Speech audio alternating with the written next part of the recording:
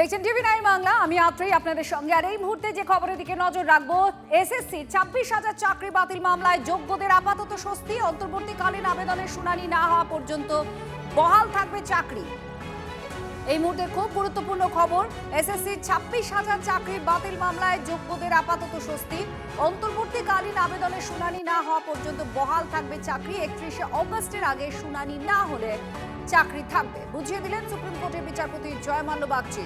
জ্যোতির্ময় কর্মকার আমাদের সঙ্গে রয়েছেন, আমাদের প্রতিনিধি। জ্যোতির্ময়, সুপ্রিম কোর্ট একটা বড় স্বস্তি অবশ্যই চাকরি প্রার্থীদের দিল, কি বলা হয়েছে?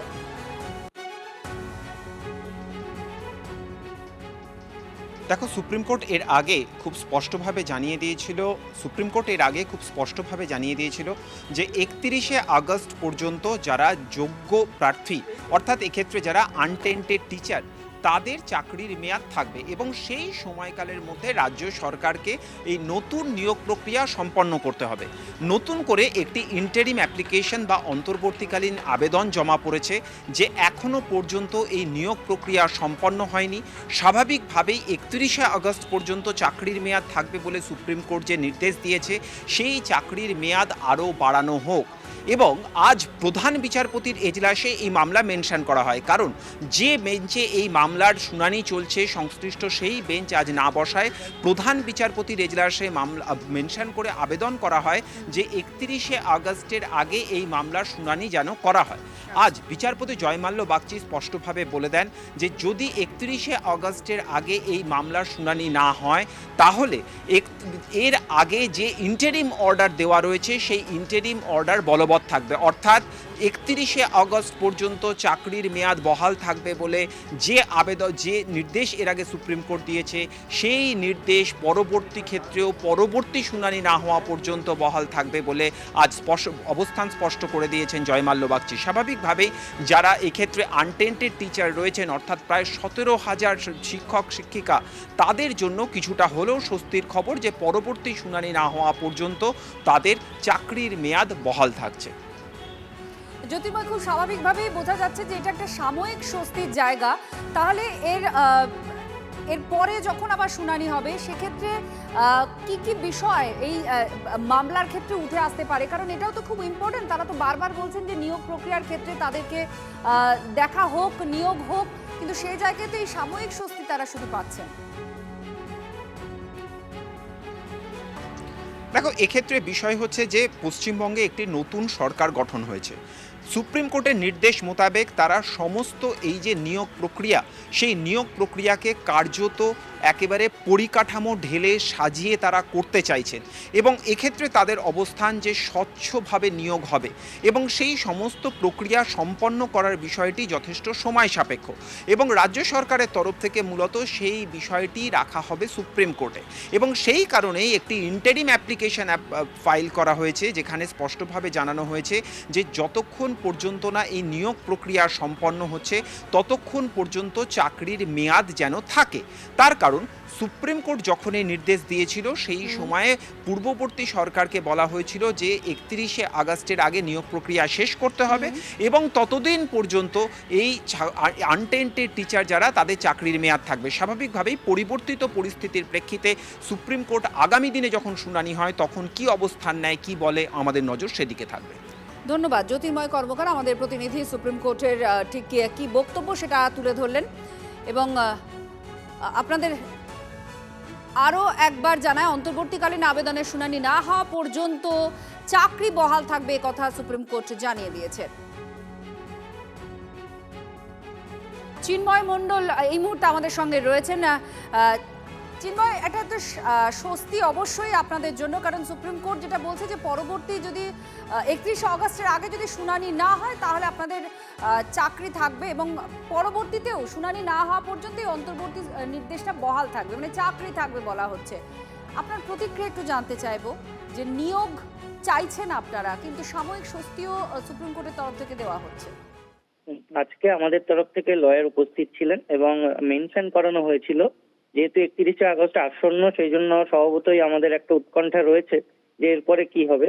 তো বোর্ড একটা এমএ ফাইল করেছে, সেই এমএ ফাইলে এক্সটেনশন চেয়েছে এই প্রসেসের সময়ের, এবং তাতে টিচারদের চাকরির এক্সটেনশনও চাওয়া হয়েছে। তো সেটা 31শে আগস্ট যেহেতু আসন্ন, আর এর মাঝখানে সুপ্রিম কোর্টও ছুটি রয়েছে, তো মেনশন করানো হয়েছিল। সেক্ষেত্রে চিফ জাস্টিস যেটুকু বলেছেন যে যদি এর মধ্যে না ওঠে তাহলে যতদিন না উঠবে ততদিন এই প্রোটেকশনটা কন্টিনিউ হবে, এটাই নিয়ম, এটা উনি বলেছেন। এটা ওনার কথা। আর যেটা ব্যাপার যে 31শে আগস্টেই সম্ভবত লিস্টিং হবে, তার জন্যই মেনশনিং করানো হয়েছিল আজকে, বোর্ডের তরফেও লয়ার ছিলেন, হয়তো 31শে আগস্টেই জাস্টিস সঞ্জয় কুমারের বেঞ্চে এটা লিস্টেড হবে। আর একটু যেহেতু আপনাদের আইনজীবী ছিলেন, একটু জানতে চাইবো কোনোভাবে রাজ্য সরকারের কি কিছু অবস্থান বা কিছু এই বিষয়ে আজকে কিছু উঠেছে? আজকে কোন রকম শুনানি চলাকালীন কিছু হয়নি, শুধুমাত্র এটাই ছিল যে বোর্ড যেহেতু এমএটা ফাইল করেছে তাই লিস্টিং করানোর জন্য সঞ্জয় কুমার বেঞ্চে বসছেন না অসুস্থতার কারণে। আর 31শে আগস্ট আসন্ন, সেই জন্য যাতে 31শে আগস্ট শেষ দিন এই মাসের, এবং ওই দিনই লাস্ট সুপ্রিম কোর্ট খোলা আজকের পর, তো সেই জন্য ওই দিন যাতে লিস্টেড করানো যায় সেই জন্য মেনশন করানো হয়েছে। এবং বোর্ড এসএসসি দুটো পক্ষই এক্সটেনশন চেয়েছেন 31শে মে অবধি 2027-এ। 2027-এর 31শে মে? হ্যাঁ, এই অবধি তাদের ড্রাফটিং অনুযায়ী তারা এক্সটেনশন চেয়েছে। এখন কোর্টের উপরে সবকিছু নির্ভর করবে যে কতদিন দেওয়া হয়। আর তাহলে এই যে এক্সটেনশনটা সেটা হচ্ছে পরবর্তী লিস্টিং এর জন্য, লিস্টিং পর্যন্ত, তাই তো? শুনানি পর্যন্ত? হ্যাঁ, মানে এই না, পরবর্তী শুনানি নয়, আসলে যেটা বলেছেন যদি লিস্টেড না হয়, কোনো কারণে বেঞ্চে যদি জাস্টিস না বসতে পারেন, তাহলে যতদিন না বসছেন ততদিন অবধি প্রোটেকশন থাকবে। আচ্ছা, ধন্যবাদ চিন্ময় বাবু আপনার বক্তব্য। জ্যোতির্ময় কর্মকার আমাদের প্রতিনিধি আমাদের সঙ্গে রয়েছেন। জ্যোতির্ময়, চিন্ময়ের সঙ্গে আমরা কথা বললাম এবং তুমিও শুনলে যে 2027 সালের 31শে মে পর্যন্ত একটা সময় চাওয়া হয়েছে বলে তিনি বলছিলেন। এটা ঠিক কি হয়েছে একটু যদি স্পষ্ট করা যায়? দেখো, বোর্ডের তরফ থেকে একটি মিসেলেনিয়াস অ্যাপ্লিকেশন ফাইল করা হয়েছে।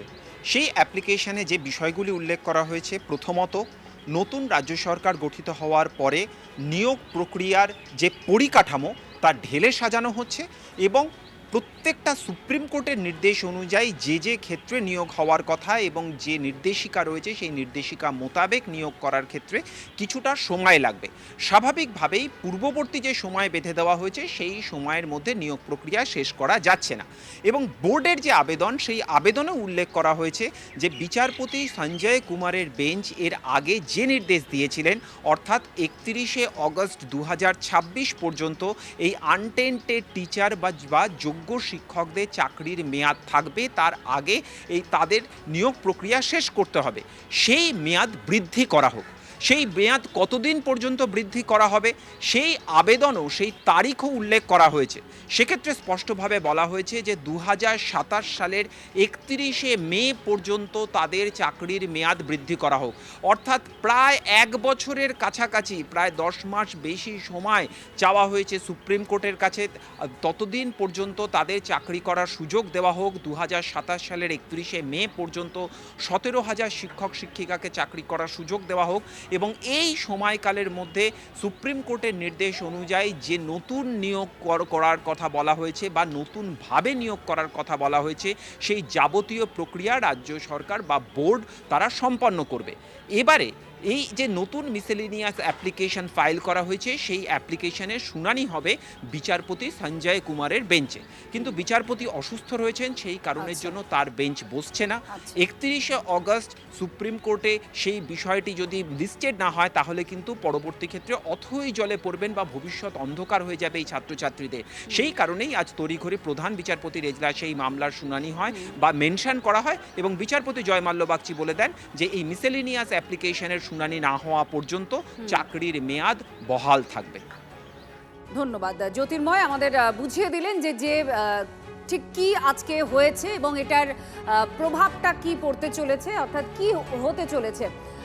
আর খুব স্বাভাবিকভাবেই একটা প্রশ্নচিহ্ন সামনে ছিল এই 26,000 শিক্ষকের, যে তাদের চাকরি বহাল থাকবে কি থাকবে না। এবার সুপ্রিম কোর্টের তরফ থেকে যেটা বুঝিয়ে দিয়েছে বিচারপতি জয় মাল্য বাগচি, যে পরবর্তী শুনানি না হওয়া পর্যন্ত তাদের চাকরি বহাল থাকবে এবং নিয়োগের ক্ষেত্রেও একটা সময় বর্ধিত করা হয়েছে প্রায় 10 মাসের।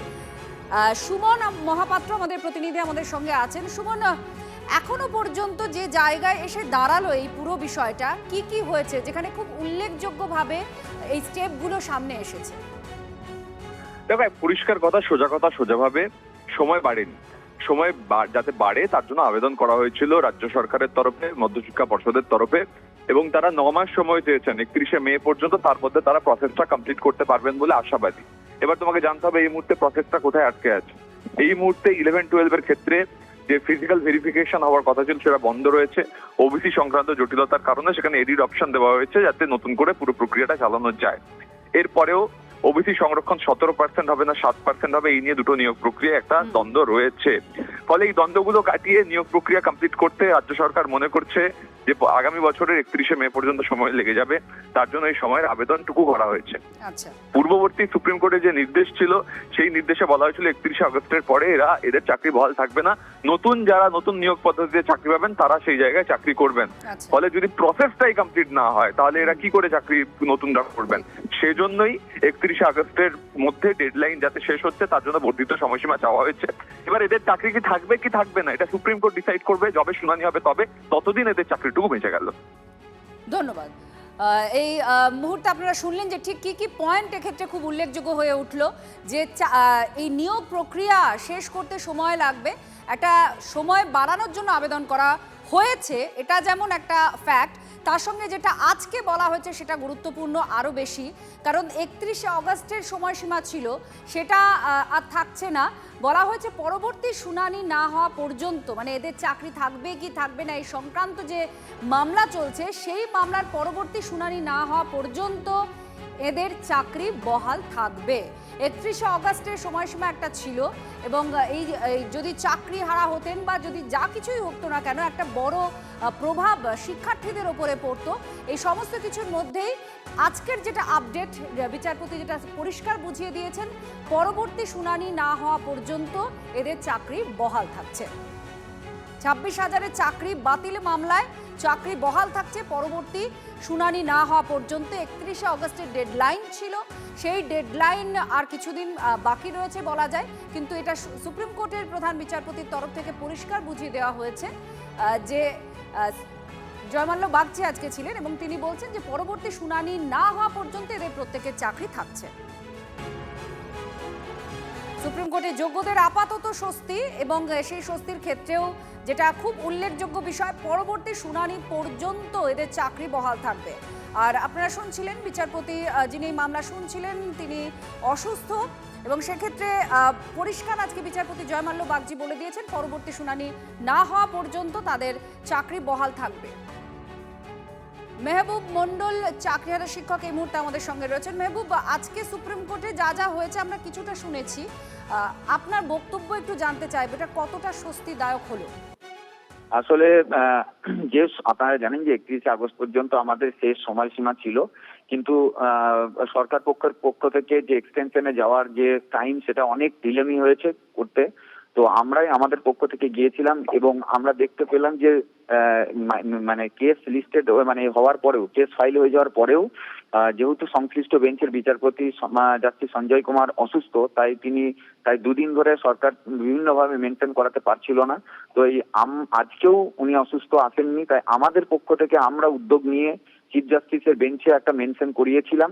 তো সেই মেনশনিং আজকে হয়েছে, যেহেতু 31 তারিখ আমাদের লাস্ট মানে সময়সীমা শেষ হয়ে যাচ্ছে, তো 31 তারিখে যদি মেনশন করায়, উনি যদি 31 তারিখে আসেন তাহলে তো আমাদের শুনানিতে 1 তারিখ বা 2 তারিখ হতে পারে, তো তাহলে আমাদের টাইম পিরিয়ড পেরিয়ে যাবে। তাই আমরাই উদ্যোগ নিয়ে আমাদের পক্ষ থেকে আমরা চিফ জাস্টিসের বেঞ্চে এই সমস্যাটা বলে মেনশন করিয়েছিলাম, এবং তার ফলে আজকে ওখানে ভার্বালি যে কথাটা বলা হয়েছে যে ওটা অ্যাকসেপ্ট করা হয়েছে যে 31 তারিখে ওটা লিস্টেড থাকবে, কারণ এটা সংশ্লিষ্ট বেঞ্চের মামলা, তো ওই বেঞ্চই শুনবেন। তো ওটা মেনশনিংটা আজকে হয়ে গেল যাতে 31 তারিখে উনি শোনেন, এটা 1 নম্বর। আর ভার্বালি চিফ জাস্টিসের ওখানে থাকা জয়মাল্য বাগচি জাস্টিস উনি বলেছেন যে যেহেতু একটা ইন্টারিম এক্সটেনশন বা প্রোটেকশন আছে তো সেটা চলবে, সেটা চালাটাই স্বাভাবিক, কিন্তু এটা তো ওই বেঞ্চের এখতিয়ারের মধ্যে পড়ে না। তো 31 তারিখেই আমরা জানতে পারবো যে আমাদের এক্সটেনশন বাড়লো কি বাড়লো না। ধন্যবাদ।